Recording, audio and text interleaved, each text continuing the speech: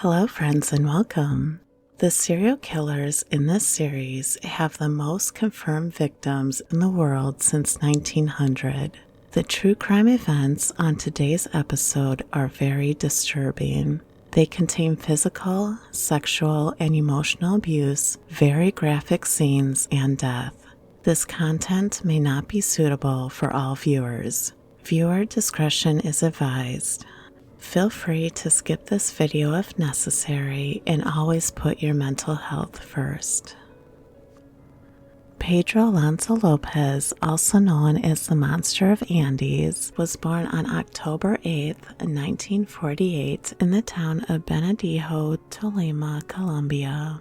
Pedro was the seventh of 13 children born to Belinda López de Castaneda, a sex worker, and Magdardo Reyes, who was murdered in La Valencia 6 months before Pedro's birth. Pedro had a difficult childhood due to the violence of the household and no father figure after his father's death. He stated later on that witnessing his mother's prostitution while growing up had disturbing effects on his mental health. Pedro was banished from the house when he was 8 years old when his mother caught him attempting to molest his sister. Shortly after his mother threw him out, he was sexually abused by a man who took him into his home. Pedro wandered the streets of Bogota and was frequently sexually abused. He joined a gang of street children for protection after the incident. At 12 years old, he was adopted by an American immigrant family and enrolled in a school for orphans. He fled the school after 2 years.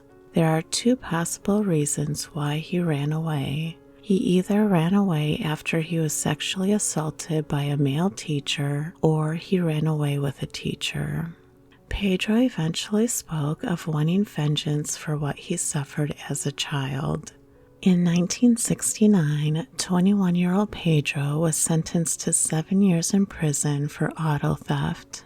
He was sexually assaulted by 3 other inmates whom he later killed with a makeshift knife. This resulted in his sentence being extended by 2 years. When Pedro was released in 1978, he made his way to Peru. During this time, he confessed to killing over 100 girls between 8 and 12 years old who were mainly street children from indigenous tribes. He said he sexually assaulted and murdered usually 2, but sometimes 3 young girls every week over his 3-year-long murder rampage. Pedro was briefly captured by an indigenous tribe in the Ayacucho region of Peru after attempting to abduct a 9-year-old girl.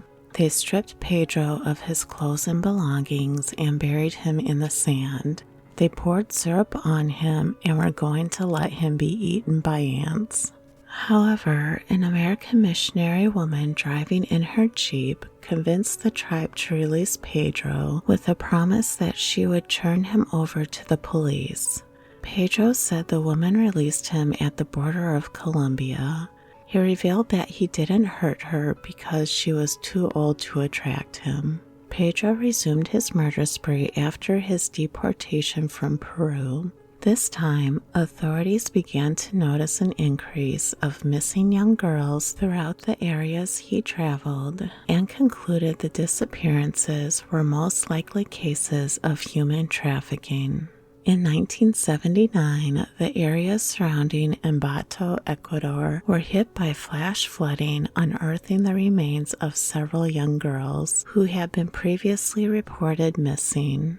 This revelation prompted the police to reopen their investigation. 3 days after the flooding, a local woman named Carvina Poveda was in the market with her 10-year-old daughter Marie when Pedro attempted to abduct Marie. Carvina screamed when she saw Pedro walking away hand in hand with her daughter. Local merchants were able to overpower Pedro and hold him until the police arrived. Pedro was arrested on March 9, 1980. While in police custody, Pedro remained silent and refused to cooperate during his interrogation. However, police decided to have an undercover detective posing as a prisoner as the same cell as Pedro with the hope that Pedro would talk. It worked. Eventually, Pedro opened up to his bunkmate, Detective Pastor Gonzalez, and confessed his crimes. Detective Gonzalez said, "For 27 days, I hardly slept, afraid I'd be strangled in my bed. I kept a towel wrapped around my throat, but I tricked Lopez into confessing by pretending I was a rapist too. He boasted to me of murder after murder in Ecuador, Colombia, and Peru. It was beyond my wildest nightmares. He told me everything." Pedro took the police to the graves of 53 of his victims, then refused to help any further. 2 months later, he pleaded guilty to 110 charges of murder.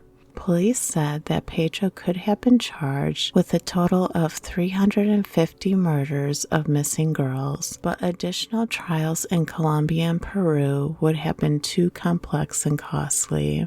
After Pedro's arrest, there was an unofficial reward believed to be raised by the families of his victims of $25,000 for any guard or prisoner who killed him. Pedro was held in the center of an otherwise abandoned section of Ambato prison on top of a mountain far from other prisoners for their safety and his. On the wall in Pedro's cell was faded newspaper clippings of his mass murder trial. During his time in prison, Pedro gave his one and only interview to National Examiner correspondent Ron Leitner.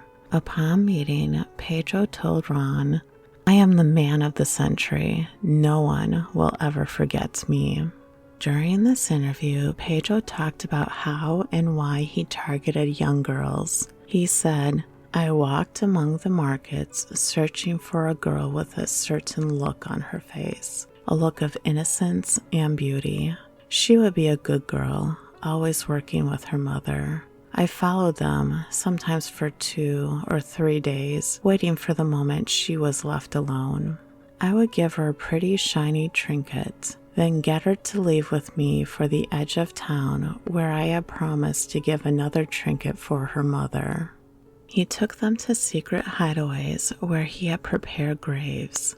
Sometimes there are bodies of earlier victims lying in shallow pits.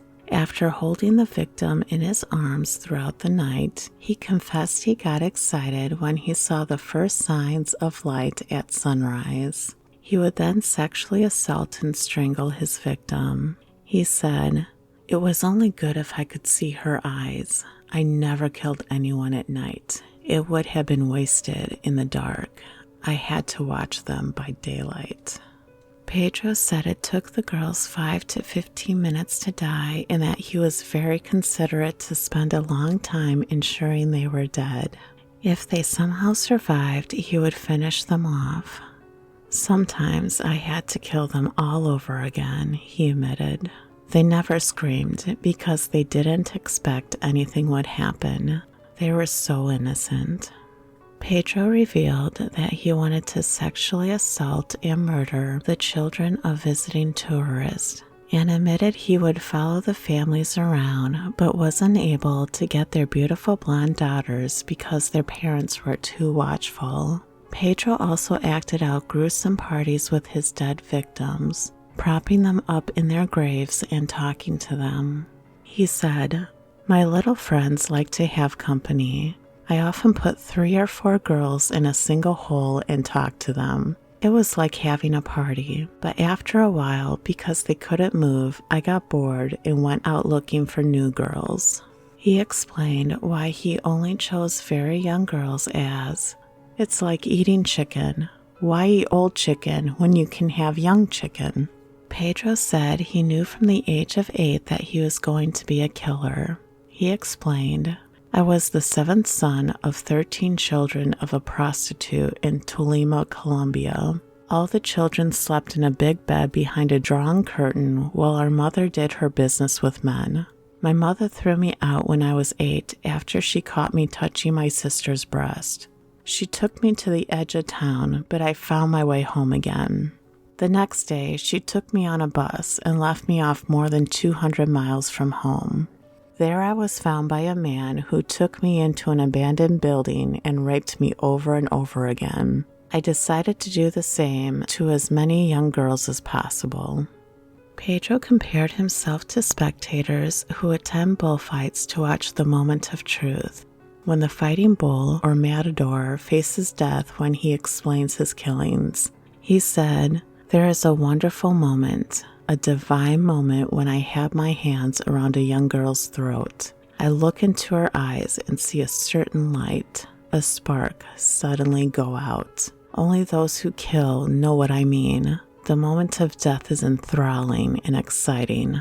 Someday, when I am released, I will feel that moment again. I will be happy to kill again. It is my mission." Ron admitted that ever since he interviewed Pedro in 1980, he kept hearing Pedro's voice laughing. "I will soon be a free man again. They are releasing me on good behavior in 1998 or 1999. On July 31st, 1981, 33-year-old Pedro pled guilty to 110 murders of young girls and was officially diagnosed as a sociopath while he was imprisoned in Ambato.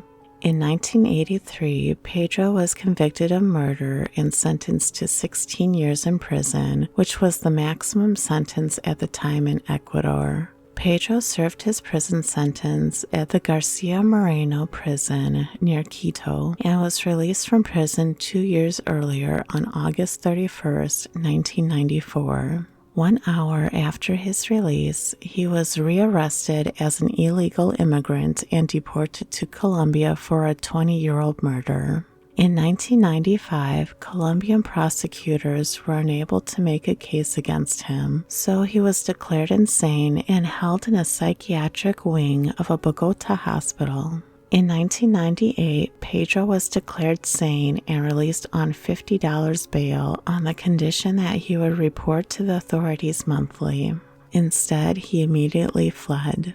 The last reported sighting of Pedro was in September 1999 when he visited the National Civil Registry to renew his citizenship card. In 2002, Colombia National Police and Interpol issued warrants for Pedro's arrest over a murder bearing similarities to his modus operandi. The Interpol warrant was deactivated in 2005, but Pedro remains a fugitive. Pedro had also been named as a possible suspect in a homicide committed in Tunja, Colombia in 2012. Pedro is confirmed to have 110 victims and up to 350 victims throughout 3 countries. He is one of the most prolific serial killers and rapists in modern history. He is 75 years old if he is still alive. However, despite authorities attempting to track him, Pedro's whereabouts are unknown to this day. Thank you, friends, for joining me today. If you enjoyed the stories on this episode, please like, subscribe, and hit the notification bell to be alerted to all future content. If you have a story you would like me to read, feel free to email me your submission for a chance to hear your story on a future episode. Thank you again, friends, for your love and support. I'm Avarea, and until next time, take care.